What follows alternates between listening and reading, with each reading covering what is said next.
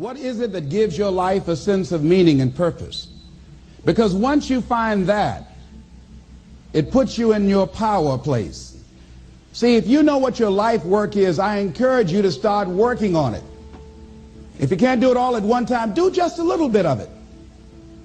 And if you don't know what it is that you showed up to do, if you don't know why you're here, I encourage you to find out what your purpose is here. What is the meaning of your life? What will be different? Have you ever asked yourself that question? I've done that. I remember coming from a friend of mine's funeral, and I was reflecting on how much time I had left. And I went for a walk in a park thinking about this guy whose life was so promising. And I mean, he wasn't an old guy. He was quite young, in fact. And I thought about all of the things that he said he was going to do, and he never got a chance to do those things. And I started thinking about my own life and how much time I had left to do the things that I would like to do. And at that time, I wasn't sure what my life purpose was, what my life's work was. I wasn't sure about it at that time. And I thought about it quite a lot. I had some idea, but I wasn't convinced, and I don't think I felt worthy. I didn't believe that it could be me to do this kind of work that I'm doing right now. And I say to you that if you begin to take a conscious effort to find out what it is that you're supposed to do, I say that it can literally save your life. I said that it can literally save your life. 85% of the American public, according to recent studies, are going to jobs that they hate, working on jobs that do not challenge them. They get sick thinking about going. Because, see, when you go to a job and you already know how far you can go, you can already see that proverbial glass ceiling. See, when you're going someplace and you already know how much you're going to make, you already know how far you can go, you're in a dead-end position. It erodes your self-esteem. It lowers your sense of yourself. It creates an inner turmoil. It creates an emptiness in you. So I say that your life is worth finding what it is that you're supposed to do. And I'm not saying quit your job. I'm saying find it and do just a little bit of it. Just start working at it just a little bit, but do find out what your work is and hold on to it, and don't let your dream go. Don't let it go. See, and here's something else I want you to begin to look at. Why is it that most people don't pursue their dreams or don't do better than what they're doing if they're capable of doing it? I think that many of us don't go the next step because we don't know what to do yet. And I say that the reason that we don't even explore the possibility of what to do is because subconsciously we don't believe that it can happen for us, and we don't believe that we deserve it. So here's what I'm suggesting. How much time do you spend working on you? How much time do you spend every day working on your dream? In the last 90 days, how many books have you read? In the last year, what new skill or knowledge have you acquired? What kind of investment have you made in you?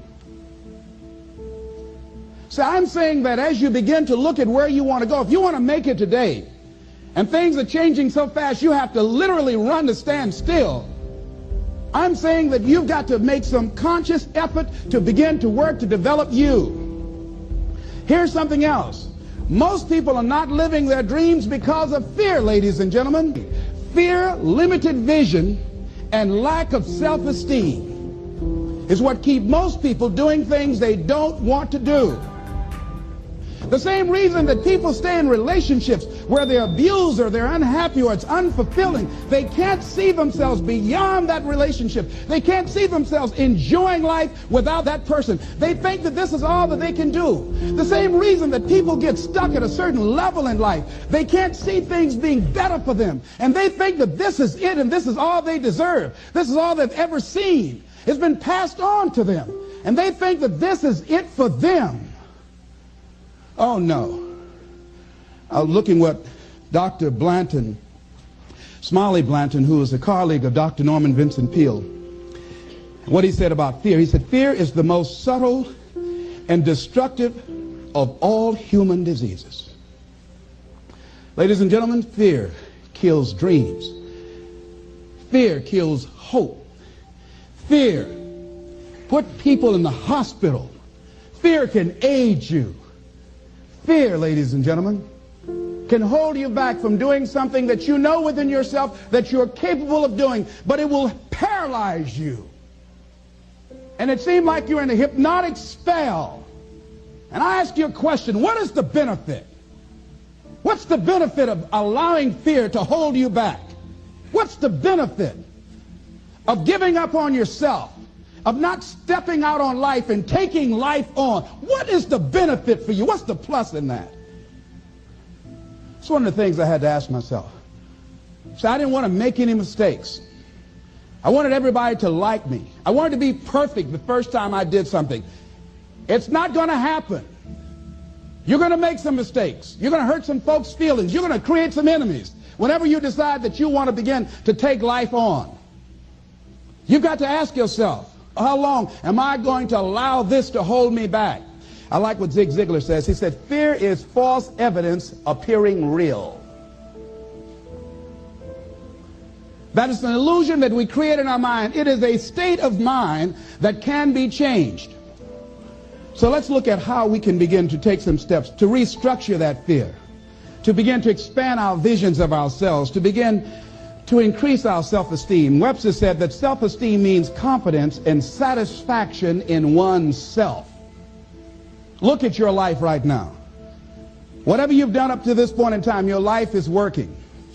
Whatever you have produced, it came out of you as a result of the kind of person that you have become. It's a result of your choices. It's a result of your consciousness. Now you have to ask yourself, are you satisfied with what you have produced? Is this what you want? Would you like for things to be better than this? Do you believe that you deserve better than this? Or are you content? This is it. You don't have to do anything else. That you've already resigned yourself in life and say, well, I'm happy. I'm not starving like the people in Calcutta. Are you allowing yourself to get off the hook like that? Or do you believe somewhere in the back of your mind or in your heart that there's some other great work for you to do? There's something else that life has for you. And that's why you're here. How do we handle this fear factor? How do we increase our self-esteem? You have to begin to fortify yourself. How do we do that? I believe that you have to begin to consciously monitor your inner conversation and start talking to yourself. Start building yourself up. Sometimes the only good things you will hear about you are the things that you say to you. So I'm saying learn to be your own booster. Start building yourself up. Start encouraging yourself. Start saying, I can do this. I can make this happen. When I started thinking about becoming a speaker, I said, yes, I can do this. I can make this happen. When I start trying to convince myself I can be a businessman after flopping and failing and losing thousands of dollars and feeling stupid and dumb and having people take advantage of me because of what I didn't know, I had to talk to myself because people were saying to me that I was dumb. And somewhere in the back of my mind, I was saying, you're right. Look at what I've done. I had to say, no, Les. Hey, come on, man. Get yourself together. You can handle this. You just haven't figured it out yet. It's all right. This is your training period. This is the tuition you have to pay for what you don't know. You can do this. Other people have done it. It doesn't take an Einstein. Get you some people that can teach you some stuff that you don't know. Get you some people that have done it successfully and learn from them. Take some seminars, workshops, read some books on how to manage a business. Change the way you see yourself and begin to tend to the personal details. Understand that nobody's going to take care of your business better than you. And when I start changing that kind of mindset of beating myself up because of my mistakes and start looking at the possibility of my doing better, of my making the adjustment that would enable me to do what I want to do successfully, things begin to change. And I say, stop beating up on yourself. You do it. I know you do it. I've done it. It's a natural inclination for us to put ourselves down. See, we are born negative, I think, in a negative consciousness because we live in a negative world. Here's some other things, ladies and gentlemen. Begin to guard your mind against negative programming. Like turn off the television. Don't watch the news. So you've got to guard the kinds of things that you put in your mind. See, if you don't program your mind will be programmed, because human beings are goal-oriented. That's why we die of broken hearts early. That's why we're running through life to early graves. We're going through life, ladies and gentlemen. And I think that Henry David Thoreau said that most men live in quiet desperation. Most of us go through life running scared. So we created this in our minds, false evidence appearing real. We made it real in our minds. That's why Churchill said there's nothing to fear but fear itself. That's the destructive monster. So turn off things that can contribute to your fear. Turn a deaf ear to people that all they can do is talk about how negative things are, because they have bought into the consciousness of the world. Start attending workshops, seminars, listening to tapes on a daily basis to begin to recondition your mind, to retrain your thinking. Faith comes by what? Hearing and hearing and hearing. Listen to things that can empower you, that can enable you to create a new reality for yourself, in a new life for yourself. You might appear to be strange around most people. You know, most people think you're strange if you're happy today. See, these people have not found their purpose in life. That's why they're grumpy. That's why they're miserable. That's why they're so negative. They're hurting and they want to hurt other people. So start practicing using programs for your mind. Seminars, books, workshops. Keep a journal. Record your thoughts. What's happening with you? Every day when you get up, have a journal near you. See, ladies and gentlemen, we get 3 to 4 thoughts a year that if we would act on those thoughts, they could change our life. What idea are you sitting on? Write your ideas down. And then, once you get that idea, take the leap. Take the leap. See, it's out here in the universe. If you don't take the plunge, I guarantee you, somebody else will. Take the plunge. Go into action. And ladies and gentlemen, you will be surprised how things will come together. You'll be surprised. Now, you're going to have some difficult challenges. I can tell you that now. Be aware of that. Things are not going to work out exactly right. For a time they will, sometimes. And that's when life is just playing a game with you. I want you to feel good and relax. But ladies and gentlemen, go into action with your dream. And don't avoid where the fights are. Get in the midst of the fight.